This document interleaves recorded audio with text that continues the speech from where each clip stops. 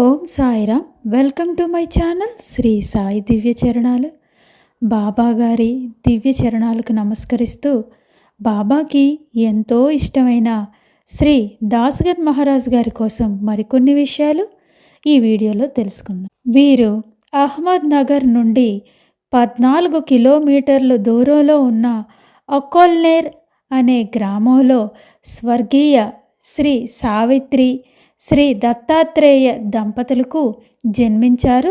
దాస్గన్ శుద్ధ ఏకాదశి రోజు జనవరి 6వ తారీఖున 1868 సంవత్సరంలో జన్మించారు.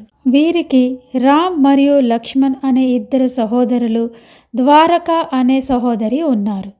లేక పుట్టిన మొదటి సంతానం వలన గణపతిరావు దత్తాత్రేయ సహస్రబుద్ధే అలియాస్ దాస్గన్ మహారాజు గారు ఎంతో అల్లారు ముద్దుగా పెరిగారు. వారి నానమ్మగారైన సరస్వతి, వారి తాతగారైన శ్రీ ఏకానాథ్ పంతులకు ఎంతో ఇష్టం దాస్గన్ మహారాజు గారంటే. మన పూర్వజన్మ సంస్కారాల వల్ల మనకు కొన్ని అవలక్షణాలు అలవడుతాయి. దాస్గన్ గారికి కూడా ఒక అవలక్షణం ఉండేది.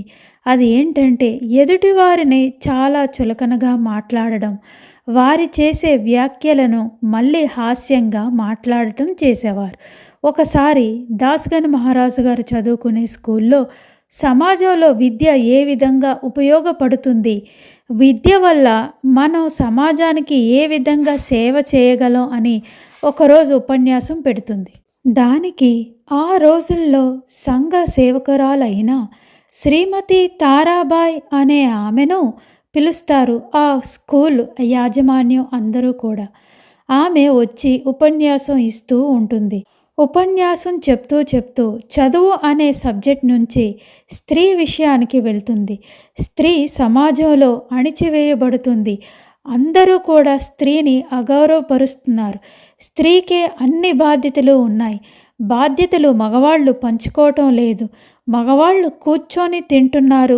ఆడదానిని సేవకురాలుగా భావిస్తున్నారు, బానిసగా చూస్తున్నారు అనే ఉపన్యాసంలోకి వెళుతుంది శ్రీమతి తారాబాయ్. ఆమె ఉపన్యాసం ముగుస్తుంది. స్కూలు విడిచిపెడతారు. స్కూల్ లోపల శ్రీమతి తారాబాయి టీచర్స్తో అందరితో మాట్లాడుతూ ఉంటారు. బయట గ్రౌండ్లో దాస్గన్ మహారాజు గారు పిల్లలను పోగు చేసుకొని ఉపన్యాసం పెడతారు. ఏంటి అంటే శ్రీమతి తారాబాయి చెప్పిన దానికి పూర్తిగా వ్యతిరేకంగా చెప్తూ ఉంటారు. స్త్రీ అనేక బరువు బాధ్యతలను మోస్తుంది. మగవారు సమానమైన బాధ్యతతో ఉండాలి. మహిళలను మనం గౌరవించాలి. వారు ఒకవేళ గర్భం మోయడం కష్టమైతే మనం తీసుకొని మోయాలి అని హాస్యంగా చెప్తూ ఉంటారు దాస్గన్ మహారాజు గారు. అది ఆ నోట ఈ నోట స్కూల్ ప్రధాన ఉపాధ్యాయుడికి తెలుస్తుంది. టీచర్స్ అందరూ కూడా వచ్చి దాస్గన్ గారిని మందలిస్తారు. అప్పుడు దాస్గన్ మహారాజు గారు ఇలా చెప్తారు, సార్, ఇప్పుడు అమ్మగారు వచ్చారు, శ్రీమతి తారాబాయి గారు. చక్కగా మేము ఎలా చదువుకోవాలి చెప్తే మాకు అర్థమవుతుంది. కానీ ఆమె వచ్చి స్త్రీల సమస్యల గురించి చెప్తే మాకు ఏమి అర్థమవుతుంది సార్ అంటారు. నిజానికి అక్కడ టీచర్లు అందరూ కూడా అదే అనుకుంటారు మనసులో. ఈవిడను ఏమి చెప్పమని తీసుకుని వచ్చాం, కానీ వేరే విషయం చెప్తుంది పిల్లలకు అని అనుకుంటారు. కానీ ఆ విషయం ఎవ్వరు కూడా బయట పెట్టరు. అదే విషయాన్ని భయం లేకుండా దాస్గన్ మహారాజు గారు బయటపెట్టారు. ఏదైనా విషయం నచ్చకపోతే అదే విషయం ముక్కుసూటిగా చెప్పేవారు, అది ఎవరైనా సరే. కానీ ఉపాధ్యాయులు అందరూ కలిసి దాస్గన్ మహారాజు గారిని గట్టిగా మందలిస్తారు. ఇక్కడ మనం దాస్గన్ గారి వ్యక్తిత్వం మనం తెలుసుకోవాలి. బాబా గారి దగ్గర కూడా ఇతర భక్తులతోటి తేడా వస్తే బాబా గారి దగ్గర వారు చేసే పనులు నచ్చకపోయినా ముఖం మీద కొట్టినట్టుగా సమాధానం చెప్పేవారు కోపంతో. అందుకే అక్కడ షిరిడీలో అందరికీ కూడా దాస్గన్ మహారాజు గారు అంటే కొంచెం భయం.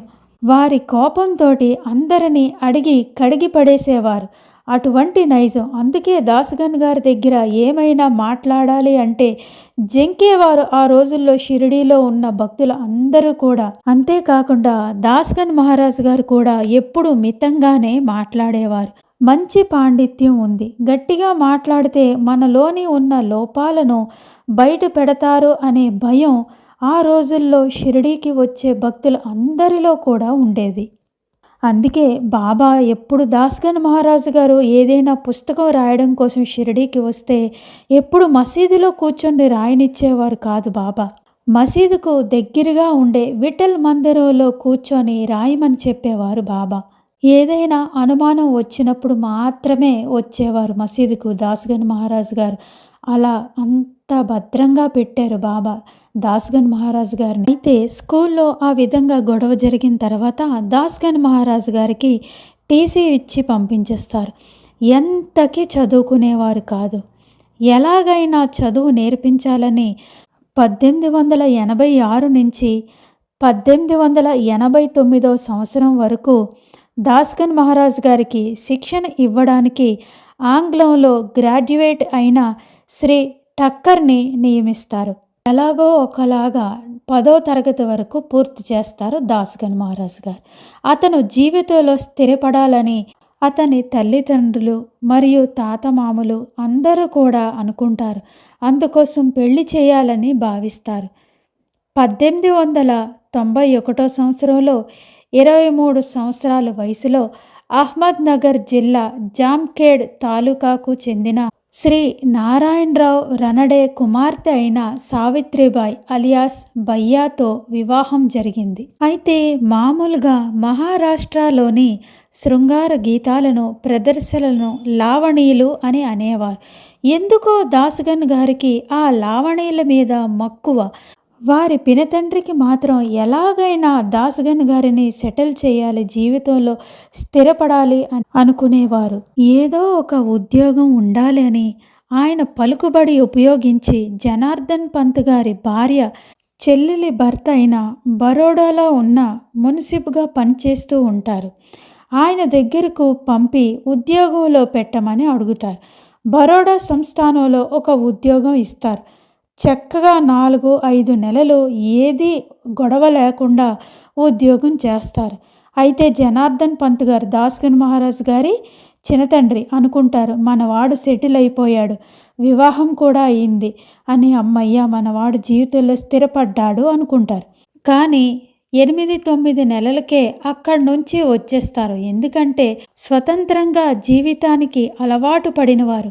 ఆ ఉద్యోగంలో కఠినమైన క్రమశిక్షణ ఉండేది కాబట్టి ఎక్కువ రోజులు ఉండలేక మళ్ళీ నగర్కు వచ్చేస్తారు. దాస్గన్ పినతల్లి కోపం వచ్చి, ఎందుకు గణపతిరావు, ఇంకా ఎన్ని రోజులు నువ్వు నీ బాబాయ్ పేరు చెప్పి నీ తండ్రి పేరు చెప్పి పొట్టపోసుకుంటావు? ఆయన పేరు చెప్పకుండా నువ్వు ఎక్కడైనా బ్రతకగలవా? ఉద్యోగం చేయగలవా? నువ్వు ఏ పని పాట లేకుండా వివాహం అయిన తర్వాత కూడా ఇలాగ తిరుగుతూ ఉంటే ఎలా? నిన్ను నమ్ముకొని వచ్చిన నీ భార్యను ఏమెట్టి పోషిస్తావు? నువ్వు ఎలాగ జీవిస్తావు ఉద్యోగం లేకపోతే అని కోపగించుకుంటుంది. ఆ మాటలకు ఎంతో కోపం వస్తుంది దాస్గన్ మహారాజు గారికి. ఎలా అయినా ఉద్యోగం సాధించాలని, పోలీసు ఉద్యోగం అంటే ఇంట్రెస్ట్ దాస్గన్ గారికి. ఒకరోజు అహ్మద్ నగర్లో వెళ్తూ ఉంటే అక్కడ పోలీస్ అధికారి దాస్గన్ మహారాజు గారిని చూసి, అరే నువ్వు జనార్దన్ పంత్ గారి అన్నయ్య కుమారుడు కదా, నువ్వు ఇక్కడ ఏం చేస్తున్నావు అంటే, ఉద్యోగం కోసం తిరుగుతున్నాను సార్ అని చెప్తారు. సరే నేను ఇప్పిస్తానంటే నా పినతండ్రి పేరు చెప్పో, మా నాన్నగారి తాతగారి పేరు చెప్పో, ఇచ్చే ఉద్యోగం నాకు వద్దు, నేను మీరు పెట్టే పరీక్షల్లో పాస్ అయితేనే ఉద్యోగం ఇవ్వండి అంటారు. అయితే సరే అని తీసుకొని వెళ్తారు. అలాగే పరీక్షల్లో పాస్ అయ్యి ఉద్యోగం సంపాదిస్తారు. పినతల్లి అన్న మాటకి ఎంత పౌరుషం చూడండి. అయితే ఒక పంతం దాస్గన్ మహారాజు గారికి వారి పినతల్లి మీద. ఎలా అయినా సబ్ ఇన్స్పెక్టర్ అయిన తర్వాతే ఇంటికి వెళ్ళాలి అనుకుంటారు. అలాగే ఉద్యోగం చేస్తూ మరొక వైపు లావణీలను రాస్తూ ఉంటారు దాస్గన్ మహారాజు గారు. మరి ఇలాంటి వ్యక్తి బాబా గారి దగ్గరకు ఎలా చేరారో మనం మరొక వీడియోలో తెలుసుకుందాం. సమర్థ సద్గురు శ్రీ సాయినాథ్ మహారాజ్ కీ జై. ఓం సాయిరామ్.